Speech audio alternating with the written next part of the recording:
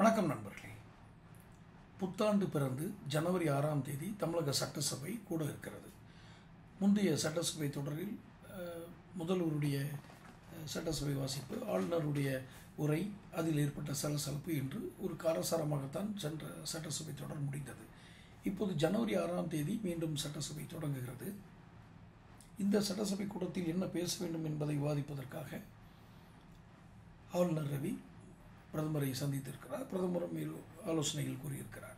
இதில் இந்த பிரதமர் ரவி சந்திப்பில், ஆளுநர் ரவி சந்திப்பில் மிக முக்கியமாக விவாதிக்கப்பட்டது மணிப்பூர் விவகாரம் அண்ட் இலங்கை விவகாரங்கள்.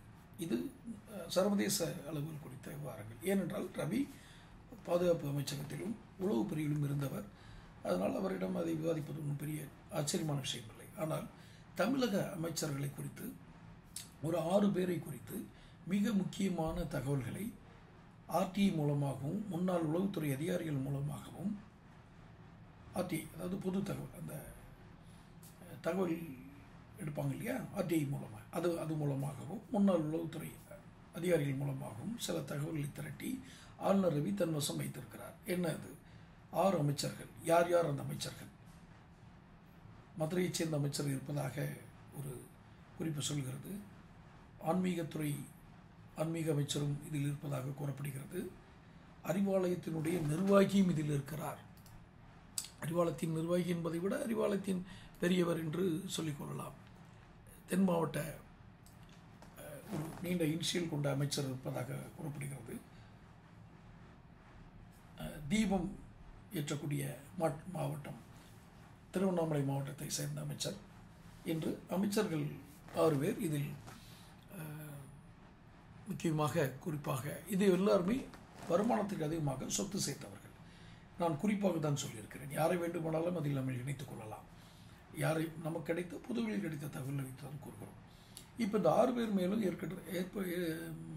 ஏற்படுத்தியிருக்கிற வருமானத்துறையினுடைய வழக்குகள், நீதிமன்றத்தில் நிலுவையில் இருக்கக்கூடிய வழக்குகளை எல்லாம் மிக விரைவாக உன்னிப்பாக கவனிக்கிறது மத்திய அரசு. ஏன்? தமிழக சட்டசபை தேர்தல் 2026 குறிவைத்து இந்த 6 அமைச்சர்கள் மட்டுமல்ல, ஒரு தொழிலதிபரும், திண்டுக்கல்லை சேர்ந்த ஒரு தொழிலதிபரும் இதில் குறிவைக்கப்பட்டிருக்கிறார். அவர் ஏற்கனவே அவர் பற்றிய செய்திகள் நம்முடைய சேனலில் வெளிவந்தது. ஸோ இந்த 6 அமைச்சர்கள், ஏன் இந்த 6 அமைச்சர்கள் மட்டும் என்றால், இங்கே இருக்கக்கூடிய ஆளுங்கட்சியினுடைய கஜானாக்கள், இன்கம் சோர்ஸ், ஃபண்டிங் சோர்ஸ் வச்சுக்கலாம், தேர்தலுக்கு செலவழிப்பதற்கு. இதை வைத்து தான் இந்த கட்சி இந்த தேர்தலில் செலவு செய்யும் என்று ஒரு கணக்கு போடுகிறார்கள். அதற்கெல்லாம் சேர்த்து வைத்து ஒரு மொத்தமாக ஒரு 6 அமைச்சர்களை வழக்குகள் எந்த நேரத்திலும் துரிதப்படுத்தப்படும், அல்லது வழக்குகள் துரிதப்படுத்தப்பட்டு அவர்கள் மிகப்பெரிய நீதிமன்ற நெருக்கடிகளுக்கு உள்ளாவார்கள் என்பது ஒரு அரசியல் வட்டாரனுடைய பேச்சு. யார் அந்த 6 அமைச்சர்கள் என்பதையும் ஒரு மறைமுகமாக கூறியிருக்கிறேன். அவர்கள் மீது சொத்து குவிப்பு வழக்கும் இருக்கிறது என்பதால் அது ஒன்றும் பெரிய ரகசியம், ஊரறிந்த ரகசியம் அல்ல, ஊரறிந்த ரகசியம்தான்.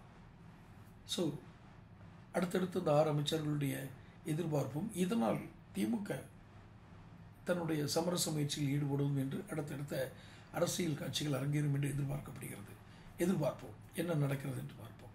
தொடர்ந்து சேனல் சப்ஸ்கிரைப் பண்ணுங்கள், நோட்டிஃபிகேஷன் பெல் பதிவு பண்ணுங்கள். அப்போ தான் உங்களுக்கு வீடியோக்கள் வந்து சேரும். நன்றி.